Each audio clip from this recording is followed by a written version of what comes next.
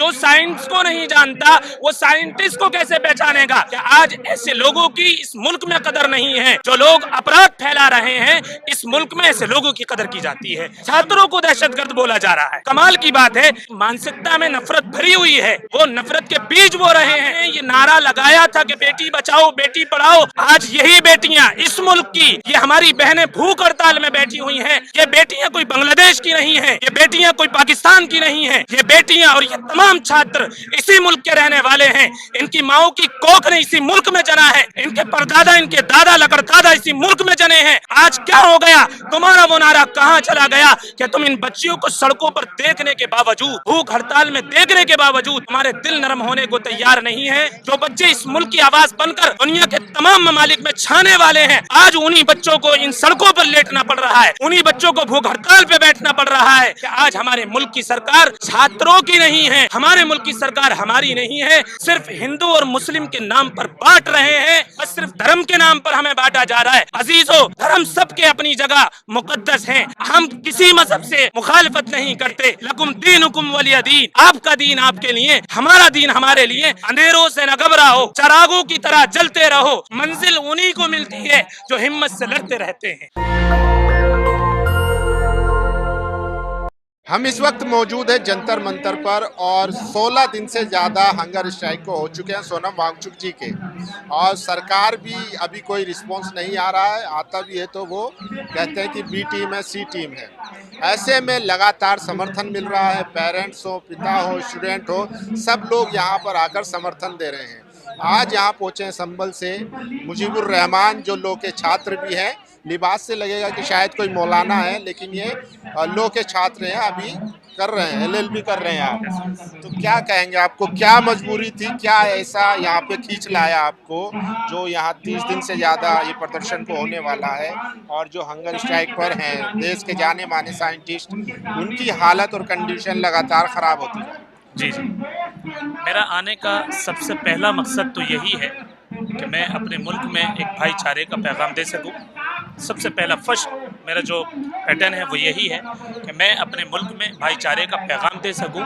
और जो लोग यहाँ पर बैठे हुए हैं तकरीबन 15-16 दिन से या 20 दिन से, या जो लोग भूख हड़ताल पर हैं 12 दिन से 13 दिन से, तो मैं उनको सलाम पेश कर सकूं और उनके हिम्मत को और उनके जज्बे को सलाम पेश कर सकूं। दूसरा ये कि जो हमारे मुल्क में नाइंसाफ़ी छात्रों के साथ हुई है उसमें कोई दो राय नहीं है, पूरा मुल्क जानता है, मुल्क की आवाम जानती है। लेकिन उसके बावजूद अगर कोई ये कहता हो कि हम नहीं जानते, तो वाक़अतन छात्रों के साथ नाइंसाफ़ी कर रहा है, मुल्क के मुस्तक़बिल के साथ नाइंसाफ़ी कर रहा है, मुल्क के फ्यूचर के साथ नाइंसाफ़ी कर रहा है। तो हमारा जो आने का मकसद है वो यही है कि हम खुद एक छात्र हैं, मैं खुद एक स्टूडेंट हूँ LLB का। तो मेरा ये फरीज़ा है कि मैं खुद जाकर उन छात्रों की आवाज़ बनूँ जिन छात्रों ने सुसाइड किया है, जो पढ़ रहे थे, जिनके ख्वाब थे कि वो आगे चलकर डॉक्टर्स बनेंगे, इंजीनियर्स बनेंगे, प्रोफेसर्स बनेंगे, आगे चलकर एक बेहतरीन इनकलाब अपने मुल्क में वो लेकर आएंगे, एक बहुत बड़े साइंटिस्ट बनेंगे। उन बच्चों ने इस पेपर लीक की बुनियाद पर जो सुसाइड किया है, हम उनके दर्द में यहाँ तक पहुँचे हैं, उनका दर्द हमको यहाँ तक खींच करके लेकर आया है और हम अपनी आवाज़ हुकूमत तक पहुँचा रहे हैं और पहुँचाते रहेंगे, क्योंकि ये हमारा फरीज़ा है और हमारा हक है कि हम तालीम के मुतालिक, हम एजुकेशन के मुतालिक आगे बढ़ें। और मैं अपील करता हूँ जितने लोग मेरी ये वीडियो देख रहे हैं कि आप आइए, पुरअमन तरीके से आइए, मोहब्बत का पैगाम लेकर आइए, भाईचारे का पैगाम लेकर आइए और आकर के ये पैगाम दीजिए इस पूरे मुल्क को कि जो नफरत को फैलाया जा रहा है, जो असल मुद्दे से लोगों को भटकाने की कोशिश की जा रही है हिंदू मुस्लिम के नाम पर, मंदिर मस्जिद के नाम पर, वो एक अलग पैटर्न है, हम उसमें जाना नहीं चाहते। लेकिन मैं तमाम सेकुलर लोगों से, जो लोग इस मुल्क में आपस में भाईचारे के साथ रहना चाहते हैं, हम उनसे अपील करते हैं, रिक्वेस्ट करते हैं कि वो यहाँ पर आएँ और आने के बाद उन तमाम छात्रों के हौसले को बढ़ाएं और उनके हौसले को बढ़ाएं जो बेचारे भूख हड़ताल पर बैठे हुए हैं, उनके हौसले और हिम्मत को सलाम पेश करें। क्योंकि ये लड़ाई सिर्फ अभिजीत दीपके की लड़ाई नहीं, ये लड़ाई सिर्फ सोनम वांगचुक की लड़ाई नहीं है, ये लड़ाई सिर्फ नेहा की लड़ाई नहीं है, ये लड़ाई उन तमाम स्टूडेंट्स की है जो फ्यूचर में कुछ बनना चाहते हैं, जो अपने मुल्क में कुछ इनकलाब लाना चाहते हैं। ये लड़ाई उन तमाम स्टूडेंट्स की है। क्या लग रहा है, सरकार ने बातचीत का जो दरवाज़ा है अभी तक नहीं खोला? उम्मीद है कि ये जो तमाम चल रहा है और छात्र जो बैठे हुए हैं, हम उम्मीद करते हैं कि सरकार बहुत जल्द अपना फैसला कुछ ना कुछ सुनाएगी और हमारे हक में सुनाएगी। हम बिल्कुल कहेंगे, और अगर नहीं सुनाएगी हक में तो हम बहुत इसी तरीके से पीसफुली तरीके से मोहब्बत के अंदाज में हम प्रोटेस्ट करते रहेंगे उस वक्त तक जब तक कि हमारे हक में फैसला नहीं हो जाता। अच्छा, 20 तारीख को कहा है कि हम संसद तक जो है वो मार्च भी करेंगे, और उसमें उसको कैसे देख रहे हैं? एक तरफ सरकार का रिकॉर्ड रहा है और उनके मंत्री भी कहते रहे कि हमारी सरकार में इस्तीफे नहीं होते हैं, बल्कि जो प्रदर्शनकारी होते हैं उन पर इल्ज़ाम लगाए जाते हैं, चाहे किसान का हो, सीए का हो, पहलवानों का हो, और अब इनको भी कहा जा रहा था कि ये बी टीम है। तो ऐसे में आप कैसे देख रहे हैं, जबकि यहाँ पर उमर खालिद की भी चर्चा हुई कि उसका नाम क्यों लिया जा रहा है? देखिए, जहाँ तक मसला है उमर खालिद का, तो मैं उस टॉपिक पर बात नहीं करूंगा कि वो मसला अदालत में है और वो अदालत जाने। लेकिन मैं अपने मुल्क के संविधान पर पूरा एतबार करता हूं और पूरा यकीन रखता हूं कि जब यहाँ से 20 तारीख में जो बात हुई है, छात्रों ने कहा है हम संसद जाएंगे और वहां जाकर के अपनी बात को रखेंगे।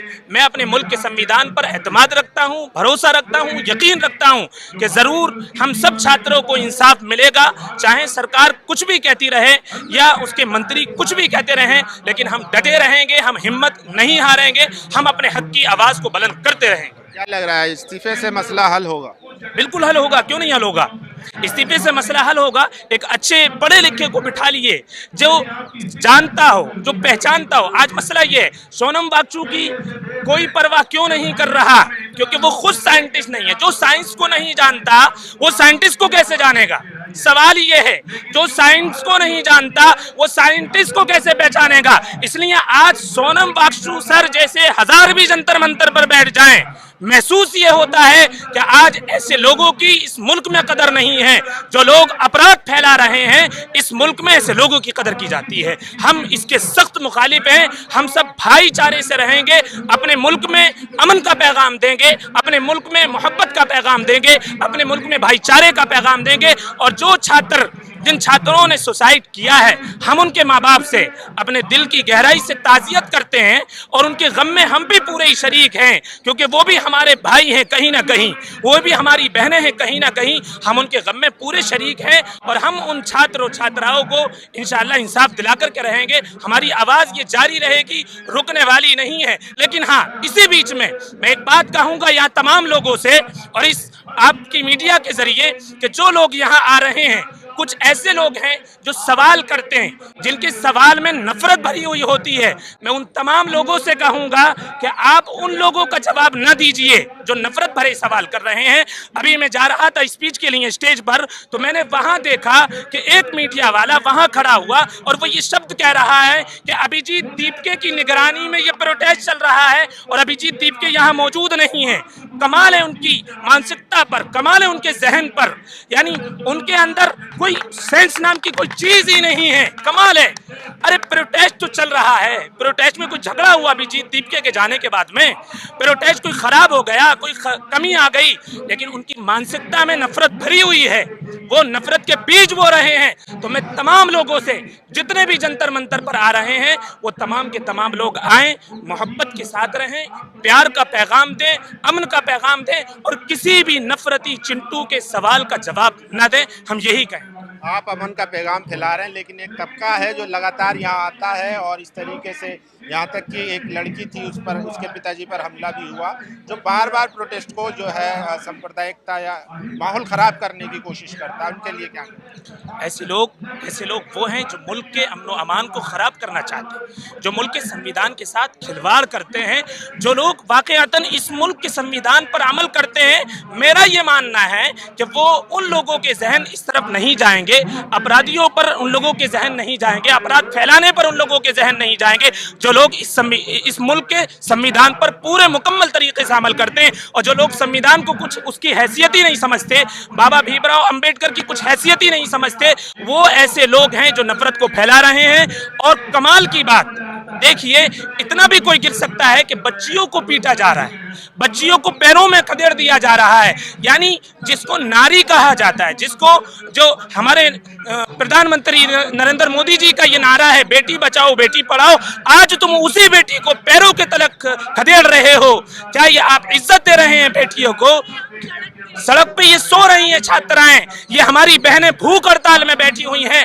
हम ये कहते हैं श्री नरेंद्र मोदी जी से, जो हमारे मुल्क के प्राइम मिनिस्टर है जनाबे आली, जो आपने ये नारा लगाया था कि बेटी बचाओ बेटी पढ़ाओ, आज यही बेटियां इस मुल्क की, कोई दूसरे मुल्क की नहीं है। ये बेटियां कोई बांग्लादेश की नहीं है, ये बेटियां कोई पाकिस्तान की नहीं है, ये बेटियां और ये तमाम छात्र इसी मुल्क के रहने वाले हैं। इनकी माओ की कोख ने इसी मुल्क में जना है, इनके परदादा इनके दादा लकड़दादा इसी मुल्क में जने हैं।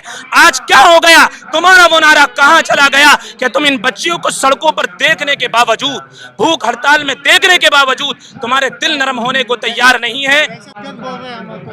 कमाल है, अजीब है। धर्मेंद्र प्रधान जी से सवाल किया गया तो छात्रों को दहशतगर्द बोल दिया गया। अगर छात्रों को दहशतगर्द बोल दिया जाएगा तो फिर आप बताइए इस मुल्क में जो दहशतगर्द नहीं है फिर कौन होगा? छात्रों को दहशतगर्द बोला जा रहा है। कमाल की बात है। कल ही मैंने एक वीडियो बनाई है एक टॉपिक पर, मैं ये देख रहा था। असल में होता ये है कि बहुत से लोग ये कहते हैं टोपी दाढ़ी कुर्ता पजामा जहां पहनना, बस फौरन सवाल अलग सलग करने शुरू कर दिए। एक वीडियो मैंने देखी, मैं आपको वो वीडियो भी दिखाना चाहता हूं।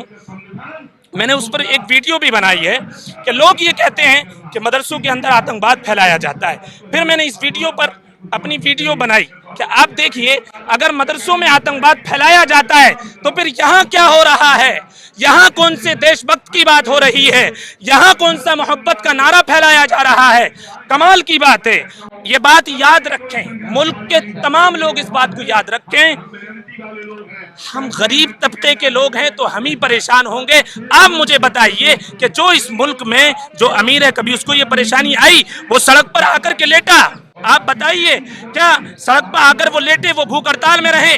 लेकिन भूख हड़ताल में आज कौन है जो इस मुल्क का मुस्तकबिल है, जो इस मुल्क के मुस्तकबिल को चमकाने वाले हैं, जो इस मुल्क की आवाज बनने वाले हैं, जो बच्चे इस मुल्क की आवाज बनकर दुनिया के तमाम ममालिक में छाने वाले हैं? आज उन्हीं बच्चों को इन सड़कों पर लेटना पड़ रहा है, उन्हीं बच्चों को भूख हड़ताल पे बैठना पड़ रहा है, उन्हीं बच्चों को अपनी तमाम तर खुशियों को छोड़कर पसीने की हालत में, गर्मी की हालत में, शदीद भूख की हालत में यहाँ बैठना पड़ रहा है। पता ये चला कि आज हमारे मुल्क की सरकार छात्रों की नहीं है, हमारे मुल्क की सरकार हमारी नहीं है। ये सिर्फ एक सरकार ऐसी है जो ना हिंदू की है, ना मुसलमान की है, ना सिख की है, ना ईसाई की है। आप मेरी बात को याद रखिए, ये मुल्क ऐसा है कि जहां गंगा जमनी तहजीब बहती है और दुनिया की अदर्स कंट्रीज को ये पैगाम दिया जाता है कि हाँ, हिंदुस्तान एक ऐसा मुल्क है जहां तमाम समाज के लोग रहते हैं। आज भी मैं इसी जंतर मंतर पर खड़े होकर उन लोगों की आंखें खोलना चाहता हूं जो अब तक सिर्फ हिंदू और मुस्लिम के नाम पर बांट रहे हैं। अजीजों, छात्रों, मैं आपसे ये गुजारिश करता हूं, आप बटते रहोगे, लड़ते रहोगे, कटते रहोगे। मैं आपको गले लगाना चाहता हूं। Very good, very good. यह है इस मुल्क की गंगा जमनी तहजीब और हम यही चाहते हैं। लेकिन जो नफरती चिंटू हैं, कुछ लोग हैं, ये वो लोग होते हैं जिनको एजुकेशन से कोई मतलब नहीं होता, जिनको तालीम से कोई मतलब नहीं होता। कितनी बच्चियां ऐसी थी, मैंने जब पेपर लीक हुआ उससे एक दिन पहले हमारे एक एडवोकेट साहब थे जो आंध्र प्रदेश से यहाँ आए हुए थे, वो सुप्रीम कोर्ट में मैं उनके साथ में था, तो उनकी एक दोस्त थी, फ्रेंड थी, उसका फ़ोन आया कि अशफर, मैं पास हो गई हूँ, नीट मैंने क्लियर कर लिया है। बहुत खुश थी, बेइंतहा खुश थी। आप यकीन जानिए, मैंने उसकी आवाज़ सुनी, बड़ी खुश हुई, मेरे दिल से दुआएं निकली। लेकिन रात को उसका फ़ोन आया और वो रोते हुए कह रही थी कि पेपर लीक हो चुका है, पेपर लीक हो चुका है। हमारे जो वकील साहब थे उन्होंने कहा क्या बात कर रही हो? उसने कहा ठीक। उन्होंने फौरन चेक किया और पेपर लीक का मैसेज आ चुका था। कितनी बच्चियां, कितने बाप ऐसे हैं, आप उनसे पूछिए, जो बाप बेचारा ठेली चला करके अपने बच्चों की पढ़ाई में पैसा लगा रहा है, जो माँ अपनी रातों की नींद को कुर्बान करके रो रो कर भगवान से दुआ करके, अल्लाह से दुआ करके अपने बच्चों के लिए, उसके मुस्तकबिल के लिए दुआएं मांग रही है, रो रही है। आप उन माओं से जाकर पूछिए। लेकिन ऐसा अफसोस होता है, हम ऐसे मुल्क में हैं, उसके बावजूद हमारी बात को नहीं सुना जा रहा है। उसके बावजूद बस सिर्फ धर्म के नाम पर हमें बांटा जा रहा है। अजीजों, धर्म सबके अपनी जगह मुकद्दस हैं, हम किसी मजहब से मुखालिफत नहीं करते। लकुम दीनुकुम वलिय दीन, आपका दीन आपके लिए, हमारा दीन हमारे लिए। चाहिए। हम किसी भी मजहब को ना बुरा कहते हैं ना भला कहते हैं। मैं मुसलसल वीडियोस देख रहा हूं जो सोशल मीडिया पर भड़काने की वीडियो आ रही हैं। मैं तमाम लोगों से, आप तमाम से ये अपील करूंगा कि आप एक वीडियो पर एक्शन ना लें, कोई जरूरत नहीं है। हमारा मुद्दा पेपर लीक का है, हमारा मुद्दा एजुकेशन का है, हमारा मुद्दा तालीम का है। हम उसी मुद्दे पर लगे रहेंगे, हम किसी दूसरे मुद्दे पर जाने वाले नहीं हैं। हमें भटकाने की कोशिश की जाएगी लेकिन हम भटकने वाले नहीं हैं। आखिर में यही कहूंगा, अंधेरों से न घबराओ, चिरागों की तरह जलते रहो। अंधेरों से न घबराओ, चिरागों की तरह जलते रहो। मंजिल उन्हीं को मिलती है जो हिम्मत से लड़ते रहते हैं। जी क्या कहेंगे बताइए। अभी भाई ने बोला कि हिंदू मुसलमान, मैंने उनके गला लगाया। हाँ हालांकि मैं हिंदू हूँ, लेकिन भाई को मैंने गला लगाया। क्यों लगाया? क्योंकि भाई सही बात कर रहे हैं। कुछ लोग जो है कहते हैं कि मुसलमान इस तरीके की सोच रखते हैं, संविधान में नहीं मानते हैं, देश के गद्दार हैं, पाकिस्तान चले जाना चाहिए। नहीं जाना चाहिए उनको, ये देश उनका है, ये देश की धरती उनका भी है, उनका भी हक है भाई। वो कौन बोल सकते हैं? ये जो नफरती लोग हैं ना, वही लोग बोल सकते हैं। मेरी दादी रोजा रखती थी, मेरी दादी, और मेरे को ना भाईचारा इन लोगों ने सिखाया। मैं हैदराबाद से हूँ और मैं हैदराबाद में इतना अच्छा प्यार मोहब्बत के साथ रहते हैं लोग। मेरा जो दोस्त है शफी, रहमान और अकबर, ये हमारे मोहल्ले में रहते थे। हम लोग दिवाली भी मनाते थे, हम लोग ईद भी मना रहे थे, हम लोग शिरकुम्बा भी खाते थे, ये लोग हमारी हलवा भी खाते थे। तो ये जो आप नफरती जो एजेंडा है ना, वो सियासी एजेंडा है।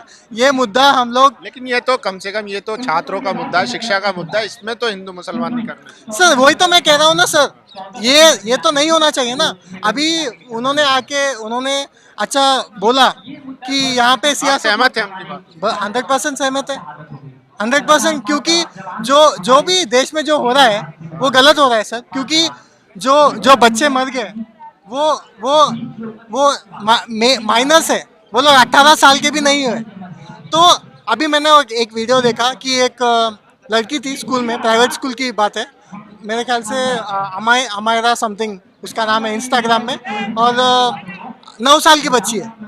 9 साल की बच्ची, आप सोच सकते हो मानसिकता अभी कैसा हो गया है कि एक क्लासरूम में वो बच्ची मेंटली हरास हुई थी, और वो जो गैंग बनाया था सब लोगों ने, और जाके पूरा झुंड ने जाके वो लड़की के खिलाफ कंप्लेंट किया था। पूरे क्लास में 40 बच्चे थे और वो अकेली थी।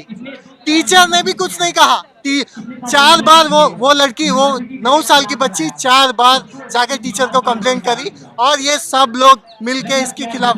तो वो क्या करी, वो बच्ची 9 साल की बच्ची है, वो मानसिक इतना, वो मतलब इतना दुखी हो गई, वो अकेले गई घर, डिप्रेशन नहीं, वो क्लास के बाहर चले गई।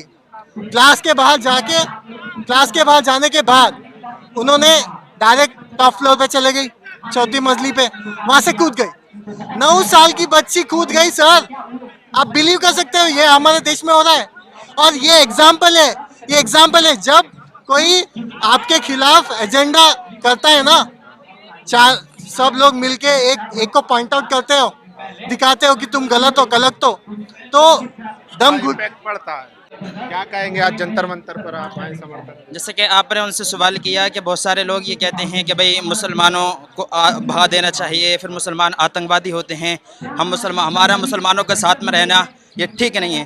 तो मैं आपसे भी और तमाम तर देखने वालों से भी ये गुजारिश करूंगा कि हमें उन लोगों की बातों पर ध्यान नहीं देना चाहिए, बल्कि उन लोगों की बातों पर ध्यान देना चाहिए जिन्होंने इस मुल्क को, कि जहाँ पर गरीबों का खून चूसा जा रहा था, जहाँ पर अंग्रेज़ हुकूमत गरीबों को मार रही थी, इस ज़मीन को एक अमन का घेरा बनाया, एक अमन का घर बनाया। उन लोगों से हमें पूछना चाहिए कि मुसलमान कैसा है। अगर हमें मुसलमान को देखना है तो हमें पूछना चाहिए कि गांधी को पढ़ना चाहिए, गांधी से पूछना चाहिए कि मुसलमान कैसा है, क्योंकि ये मुल्क जो है वो गांधी का है। अगर हमें ये देखना है कि मुसलमान कैसा है तो हमें उन लोगों से नहीं देखना चाहिए जो ये कह रहे हैं कि मुसलमान को पाकिस्तान भगा दिया जाए, बल्कि डॉक्टर अम्बेडकर को देखना चाहिए कि उनका मुसलमानों के ताल्लुक से क्या रवैया था या फिर उनकी क्या जहनीत थी। बिल्कुल इसी तरीके से जिन लोगों ने इस मुल्क को मुल्क बनाने के लिए कुर्बानियाँ दी, कि ये वो ज़मीन थी कि जहाँ पर गरीबों के हुकूक को पामाल किया जा रहा था, जहाँ पर हमें बोलने की आज़ादी नहीं थी, जहाँ पर हमें किसी तरह की कोई आज़ादी नहीं थी। लोगों ने फांसी के तख्ते पर चढ़ाए गए अहमदुल्लाह शाह मदारसी को शाहजहाँपुर की चौक पर उनकी गर्दन को लटकाया गया 6 दिन, ताकि लोगों के अंदर खौफ पैदा हो जाए, अंग्रेज़ हुकूमत के खिलाफ कोई बगावत ना करे। बिल्कुल इसी तरीके से मौलाना किफ़ायतुल्लाह मुरादाबादी को फांसी पर चढ़ाया गया। बिल्कुल इसी तरीके से बहुत से लोगों ने कुर्बानियाँ दी, हर शख्स ने, हर धर्म के, हर जाति के शख्स ने इस मुल्क के लिए कुर्बानी दी। तो जिन लोगों ने इस मुल्क को मुल्क बनाने के लिए कुर्बानियाँ दी हैं, हमें उनसे पूछना चाहिए कि मुसलमान कैसे हैं। बाकी मुसलमानों को पढ़ करके हमें मुसलमानों का फैसला करना चाहिए, ना कि किसी को सुन करके। बस बहुत बहुत शुक्रिया, सबके अपने अपने विचार हैं। और जंतर मंतर से हम दिखा रहे थे कैमरा पर्सन तौहीद के साथ, जंतर मंतर दिल्ली। नेशनल दस्तक की आपसे गुजारिश है कि अगर इसको बचाना चाहते हैं तो नेशनल दस्तक को सब्सक्राइब करने के लिए रेड कलर के सब्सक्राइब बटन को दबाएं, फिर बेल आइकन की घंटी दबाएं। नेशनल दस्तक को बचाने के लिए बहुत जरूरी है कि हर खबर को शेयर करें, लाइक करें, कमेंट जरूर करें।